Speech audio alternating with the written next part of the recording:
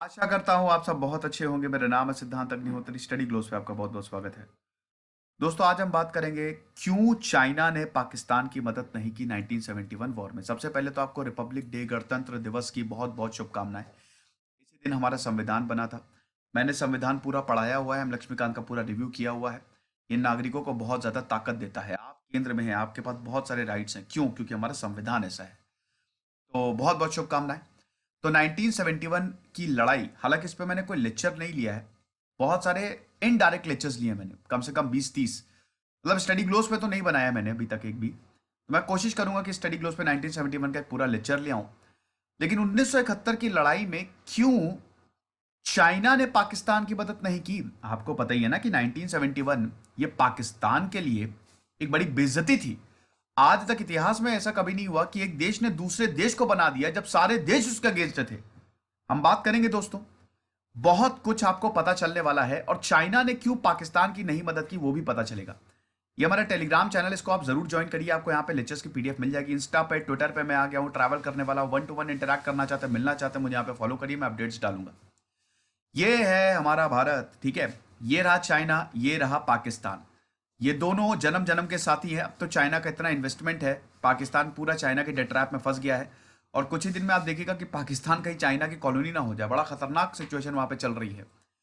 लेकिन 1971 में चाइना ने पाकिस्तान की बिल्कुल एक ढिल्ला भर मदद नहीं की। देखिए, मैं थोड़ा सा आपको बैकग्राउंड समझा देता हूं 1971 वॉर का। 1947 में भारत और पाकिस्तान दो बने। बांग्लादेश को पहले ईस्ट पाकिस्तान बोला जाता था और ये वाला वेस्ट पाकिस्तान था। दोनों ही पाकिस्तान का हिस्सा थे।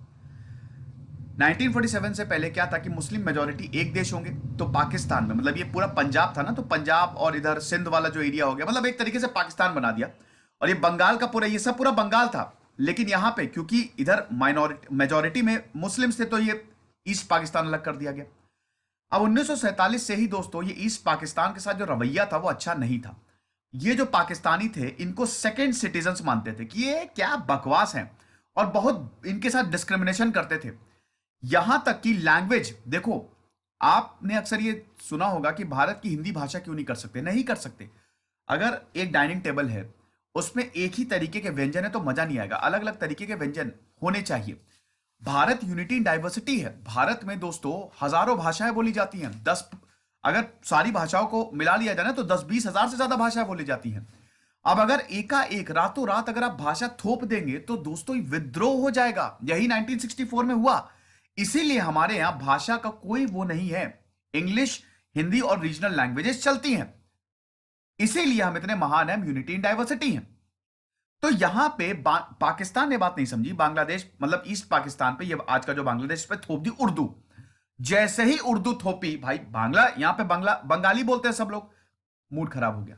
शेख मुजीबुर रहमान ने अपनी पार्टी बनाई, और उसके बाद 1947 से लेकर 48 से लेकर लगातार 1967 तक विद्रोह होते रहे। यहां पे बांग्लादेशियों को जितने भी रिसोर्सेज थे भर भर के वेस्ट पाकिस्तान, और इनको एक तरीके से सेकंड क्लास सिटीजन ये सारा। यहां पे बांग्लादेश में भाई चावल की खेती बहुत बढ़िया होती है, टेक्सटाइल बहुत बढ़िया होता है, बंगाल फर्टाइल है। तो ये सब यहां से ये इधर ले जाते थे और इनको एक ठेला नहीं देते थे। रिप्रेजेंटेशन भी नहीं था। उसके बाद 1958 में पाकिस्तान में आपको पता है अयूब खान आ गए। फिर यहां पे 10 साल तक अयूब खान रहे, और अल्टीमेटली 1968 आते आते 10 साल बाद इलेक्शन करो इलेक्शन करो, तो इलेक्शन हुए। अब इलेक्शन हुए, उसमें शेख मुजीबुर रहमान ने इस एरिया में जीत हासिल कर ली। ठीक है।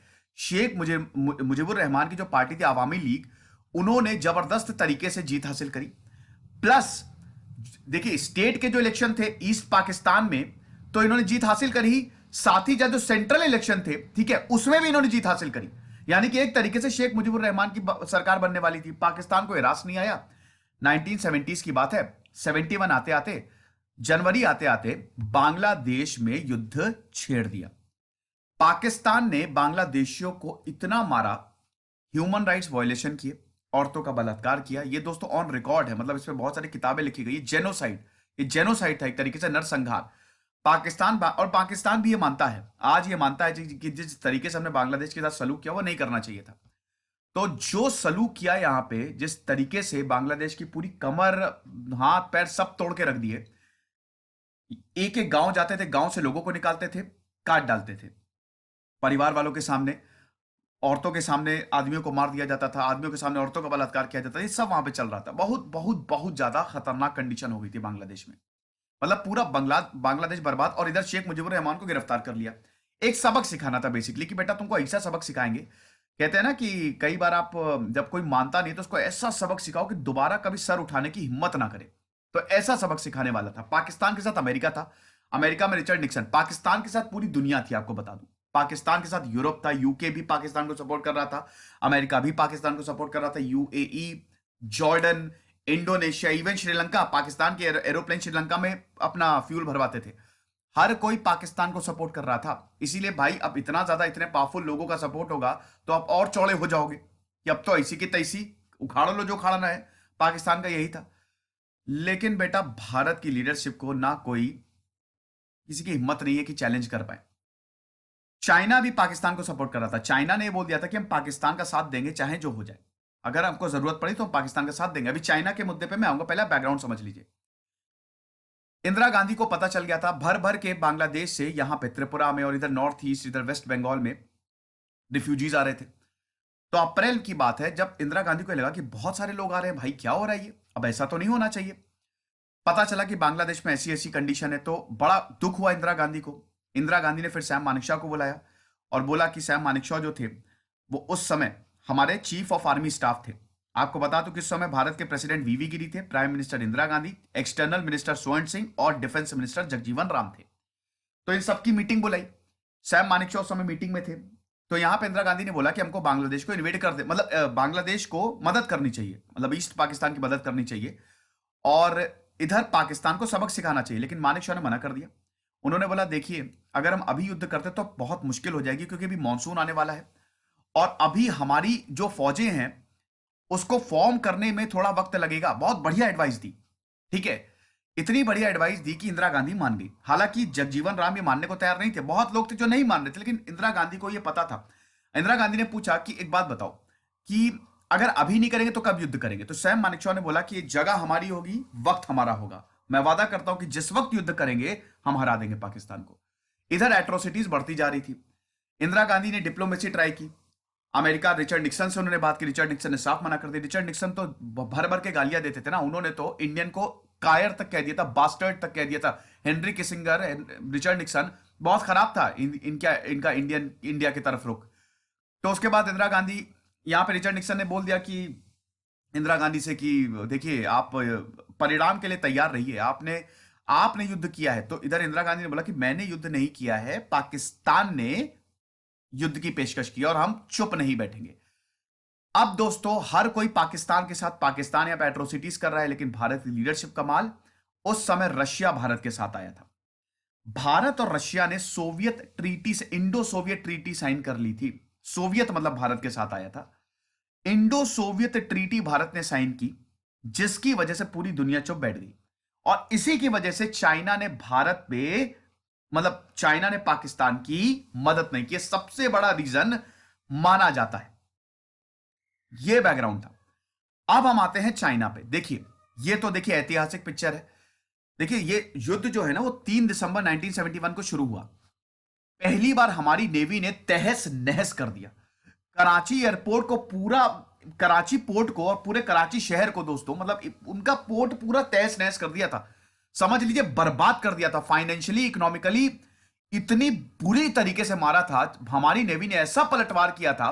4 दिसंबर से 9 दिसंबर तक ऑपरेशन पाइथन, ऑपरेशन ट्राइडेंट, उसके बाद ऑपरेशन गाजी, ये जो ऑपरेशन थे, पहले पाकिस्तानियों की पनडुब्बी डुबाई और उसके बाद पाकिस्तानी पोर्ट पे हमला किया। और ऐसा हमला था कि पाकिस्तान तबाह हो गया, एक तरीके से वो उठ ही नहीं पाया। एक हफ्ते के अंदर अंदर भारत ने कमर तोड़ के रख दी, ठीक है। उसके बाद फिर बची कुछ कसर हमारी एयरफोर्स और हमारी आर्मी ने। इधर बांग्लादेश में मुक्ति वाहिनी थी, हमारी आर्मी उनको ट्रेनिंग दे रही थी, वो जोरों शोरों से लड़ रहे थे। इसका ये असर हुआ, ये इतिहास में पहली बार हुआ है। अमेरिका ने भारत को धमकी दे दी कि बेटा रुको अभी हम तुमको बताते हैं। अमेरिका ने अपना 7th फ्लीट फॉर्मेशन जो है वो भेज दिया, ठीक है, अरेबियन सी में, अरब की खाड़ी में तैनात कर दिया। अब यहां पे सोवियत से हमने ऑलरेडी ट्रीटी, तो सोवियत ने 10th फॉर्मेशन भेज दिया। इसीलिए अमेरिका ने बिल्कुल मदद नहीं की पाकिस्तान की, अमेरिका पीछे हट गया।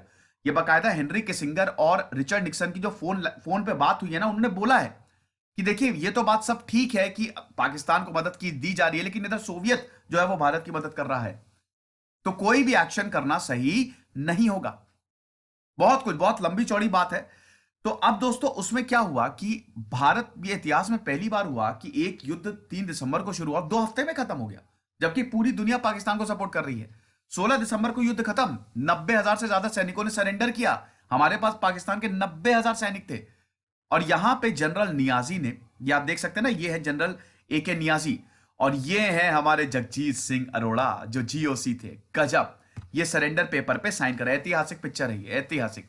अब आप देखिए हम लोग के चेहरे पे मुस्कान कितनी है कि नहीं, हर कोई हंस रहा है, आप देख सकते हैं ना, यही मुस्कान मुस्कान है भाई। और इनको, ये तो बहुत ही, खैर इस पे भी एक अलग ही टॉपिक बन सकता है, मैंने काफी किताबें पढ़ी हैं इस पे।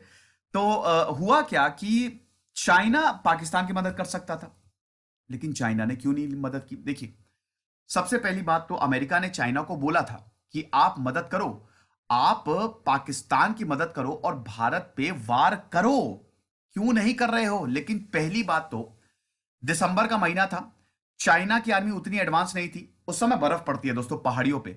अब चाइना कहां से जाता? ठीक है, चाइना कैसे जाता आप देखिए, यहां पे युद्ध हो रहा था, चाइना क्या सिक्किम पे जाता? लेकिन सिक्किम पे हमारा ऑलरेडी कब्जा था। 1967 में जो हमने सिक्किम के स्ट्रेटेजिक पॉइंट्स को अपने कब्जे में लिया था, तो दोस्तों चाइना की बैंड बजा दी थी ना हमने। ये भी एक बहुत, ये मन में था, हम साइकोलॉजिकली चाइना से जीत गए। अभी कल मैंने 1967 का लेक्चर लिया था ना, वॉर का, 19 उसका जो लिंक है मैं कमेंट और डिस्क्रिप्शन बॉक्स में दे रहा हूं, कि जब चाइना को पूरी तरीके से साफ कर दिया, तो चाइना वाले वैसे ही डर के मारे बैठे हुए थे। 1967 में जो वॉर हुआ था, जो हमने चाइना को हराया था, डिसाइसिव विक्ट्री थी हमारी, और हमारे पास स्ट्रेटेजिक पॉइंट्स पे कब्जा था। चाइना कहां से मदद करता? चाइना कहां से अपने तोप खाने जो है वो लेके आता? ठीक है, ये एक रीजन था कि चाइना के पास तो पहली डोमिनेंट पोजीशन थी ही नहीं। दूसरी चीज है कि इंडिया और सोवियत का अलायंस, इंडिया और सोवियत का जो अलायंस था, इसमें दोस्तों अगर इंडिया पे आप हमला कर रहे हैं तो सोवियत भी हमला करेगा। चाइना 1969 में चाइना और सोवियत का बॉर्डर कॉन्फ्लिक्ट था, बड़ा भयानक। बॉर्डर कॉन्फ्लिक्ट के बारे में मैं थोड़ा सा आपको बता देता। 1969 में 7 महीने तक ये बॉर्डर कॉन्फ्लिक्ट चला था। 1967 से भारत से हारा चाइना, और उसके बाद सोवियत से बढ़ गया। इसमें साइनो और, देखिए चाइना और सोवियत जो है वो दोनों डिवाइड हो गए थे, मतलब दो कम्युनिस्ट नेशन है ना भाई। चाइना को बनाने में सोवियत ने बहुत ज्यादा मदद की थी, लेकिन हम ये देखते हैं कि पॉलिटिकल रिलेशंस 1969 में बट गए। और दोस्तों ये कॉन्फ्लिक्ट बहुत बड़ा था, जिसकी वजह से सीज फायर हुआ।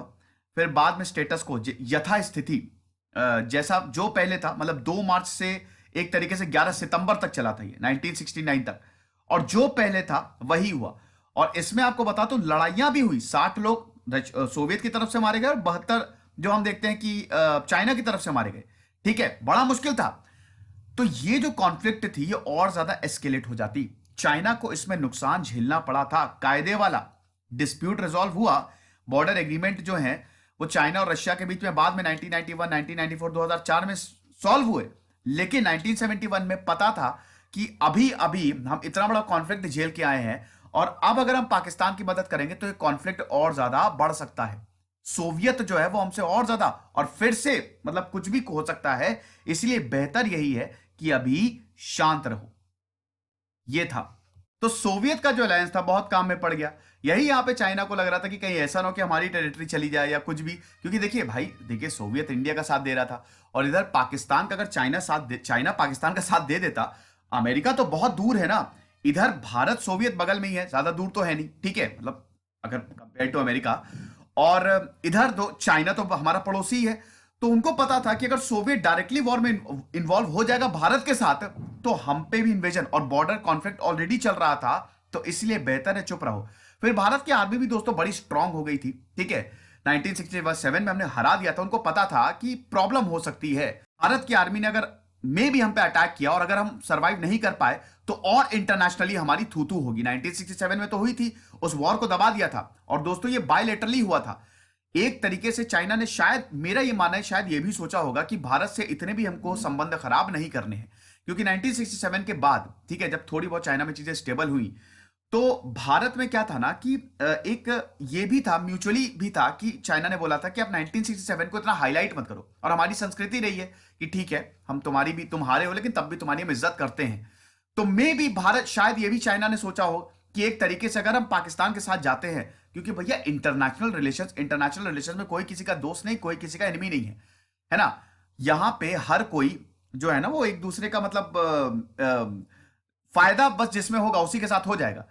और एक और इंपॉर्टेंट चीज है कि शुरुआत में पाकिस्तान को बुरी तरीके से पीट दिया।